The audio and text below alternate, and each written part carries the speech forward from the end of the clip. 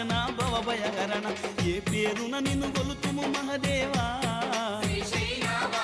ఏ తీరున నిన్ను పూజింతుము దేవా ఏ పేరున నిన్ను కొలుతుము మహదేవా ఏ తీరున నిన్ను పూజింతుము దేవా శ్రీశైలవాస శ్రీ మల్లినాథ నీ దర్శన భాగ్యం ఈవయ్యా మా జ్యోతిర్లింగా ఈ జన్మకు మోక్షం ఈవయ్యా ఓం జై జగదీశ